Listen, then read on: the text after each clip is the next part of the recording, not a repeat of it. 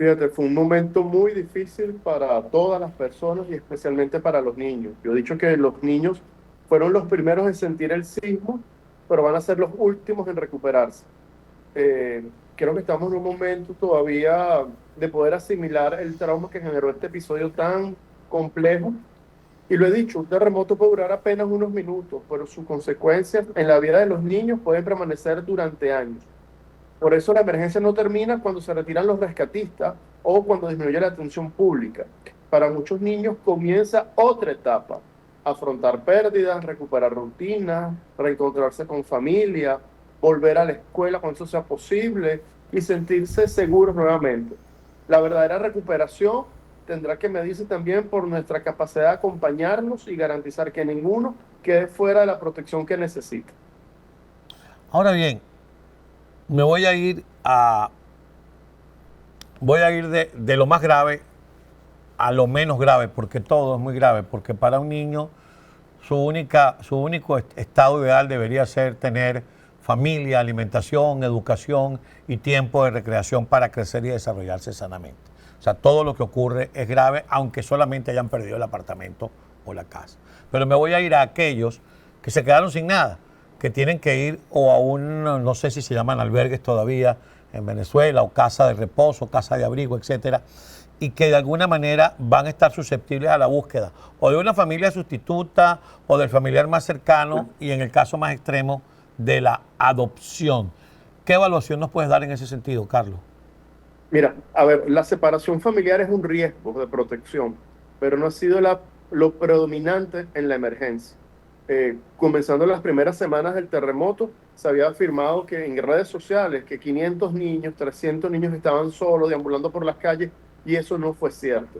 En las verificaciones que hizo SECODAP, en campamentos, en centros de salud, la comunicación que tuvimos con algunas autoridades en su momento, bueno, permitió afirmar que eso no fue cierto. Los niños estaban acompañados de familiares y en aquellos casos de niños donde sus padres fallecieron, ya estaban bajo el acompañamiento del Consejo de Protección a través de medidas de protección. El hecho de que no haya existido en ese momento no significa que no, el riesgo haya desaparecido. Nosotros publicamos a un mes de la tragedia un informe donde documentamos que 32 niños estaban separados de su familia y se encontraban en entidades de atención institucionalizados. ¿Cuál es el reto? Localizar a su familia extendida y apuntar hacia la reunificación familiar. En ese informe nosotros documentamos 1.405 niños afectados por el sismo.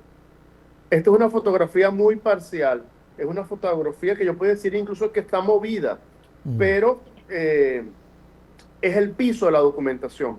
La realidad es mucho más dura, pero lo que refleja los datos es que fueron verificados en terreno, bueno, que la afectación de los niños es fundamental. Un dato que es clave: la población de niños por rango de edad de 0 a 11 años son los más afectados.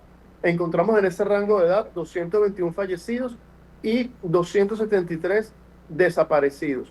Eso te suma que para ese rango de edad de 0 a 11 años estamos hablando de 494 casos en las condiciones más críticas.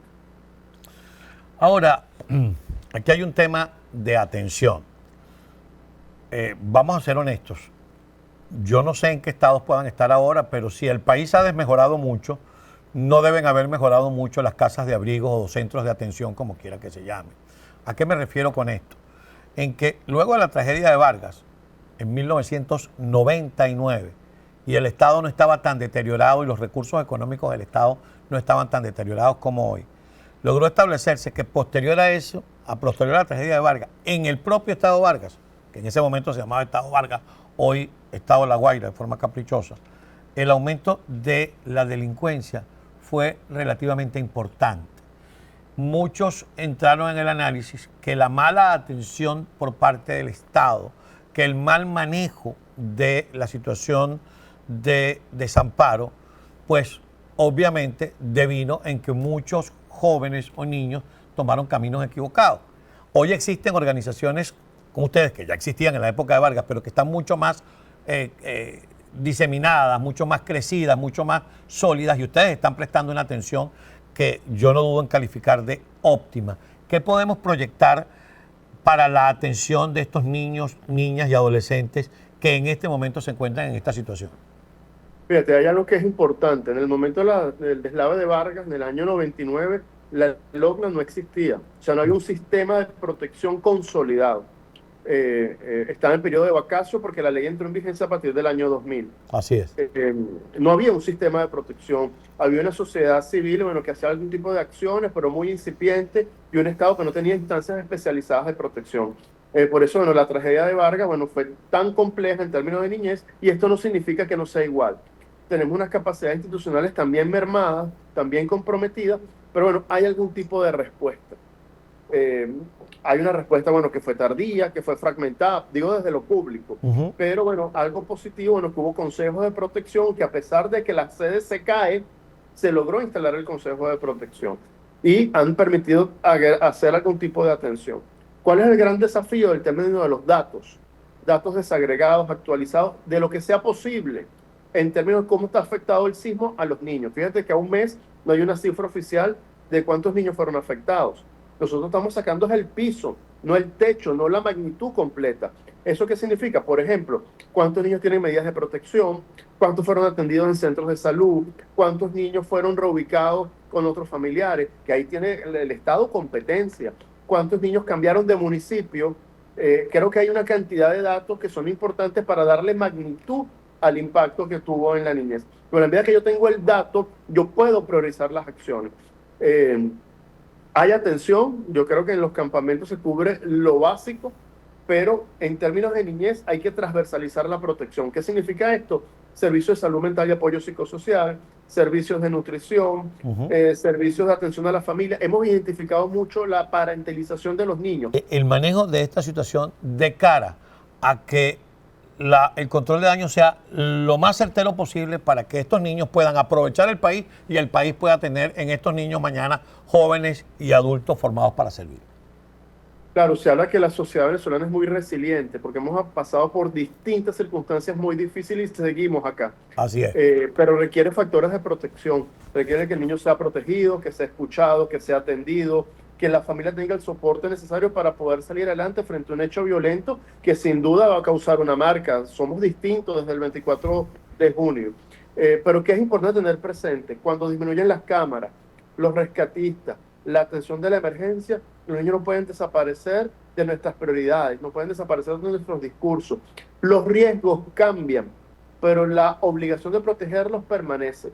Y la recuperación debe tener a la niñez como centros para evitar todos esos factores que tú mencionaste, pérdida de la familia, ser víctimas de violencia, o ellos eventualmente estar incursos en algún tipo de actividad delictiva, que no necesariamente es así. Un niño que vivió el terremoto es un niño que tiene que ser vulnerado o un victimario, pero requiere el acompañamiento de todos y la corresponsabilidad de todos. Además, porque ya, así como la población en general ha vivido momentos muy difíciles desde el punto de vista de lo que es la sociedad venezolana, los niños y los adultos mayores son vulnerables. Y te voy a poner un ejemplo muy sencillo. Antes del terremoto, ya los niños estaban viviendo el tema de la separación familiar por la migración. Estamos hablando de un país que perdió a 9 millones de sus habitantes que están afuera. Entonces tienen niños que el papá se fue a tratar de conseguir un futuro mejor y dejó a la mamá con el niño allá, o viceversa. O lo dejaron con la abuela y se vino la pareja. Ya todo eso venía afectando la posibilidad de un desarrollo, digamos, adecuado. Si a esto le agrega el momento que está viviendo el país con el terremoto, el esfuerzo del Estado y de la sociedad civil tiene que ser mucho mayor. Por eso la importancia de la atención psicosocial, la atención individual, la atención grupal especializada, la atención psiquiátrica es fundamental en estos tiempos para mitigar el impacto del daño, porque sin duda hay un impacto, hay un daño que se materializó. Lo que tenemos que, y lo hemos hecho desde la estrategia de atención psicosocial de Secodat, primer momento que el niño romper el silencio, que el niño pueda hablar de lo que pasó, cómo se siente, cuáles son sus principales temores. Cuando logramos que el niño conecte con sus emociones, vamos a una segunda fase, que es reducir los síntomas vinculados al estrés, a la angustia, a la depresión, a la culpa o incluso a la agresión. Y una tercera fase es conectarlo con la vida. Ahora, con lo que pasó, con lo que tengo hoy, ¿cómo me reconecto con la vida? Si yo perdí mi mamá, mi papá, mi casa, ¿Qué tengo que hacer ahora? ¿Cómo me reconecto? ¿Cómo, si yo estaba a punto de terminar el bachillerato y perdí a mis padres, cómo culmino esa etapa de mi vida? Entonces, eso es un esfuerzo que es sostenido, que tiene que ser profesional, no se puede improvisar. Nosotros llamamos una acción sin daño. No puede estar todo guiado de la buena voluntad, sino va acompañado de una estrategia desde el punto de vista jurídico, desde el punto de vista psicosocial y desde el punto de vista institucional. Ahora, me queda poco tiempo para este bloque y no quería dejar de preguntarte por algo que no he hablado con otros invitados que he tenido sobre este tema, pero que puede ser sumamente importante, y es la posibilidad de asistencia o de ayuda internacional en el manejo de estos casos. Hay ayuda, sobre todo en términos rescatistas, vimos el despliegue, Naciones Unidas ha tenido distintas intervenciones, pero creo que es importante que la ayuda se mantenga y que sea sostenible y que sea suficiente. La recuperación de la infraestructura va a llevar tiempo, pero la recuperación social, emocional, familiar va a llevar años y eso requiere un apoyo que sea sostenido. Tiene que haber recursos con la continuidad necesaria que permita cubrir la atención de forma plena. No puede haber una respuesta pobre para los pobres. Eso es lo que tenemos que superar, bueno, y apoyar a la solidaridad internacional, pero también a las obligaciones que tiene el propio Estado de dar respuesta.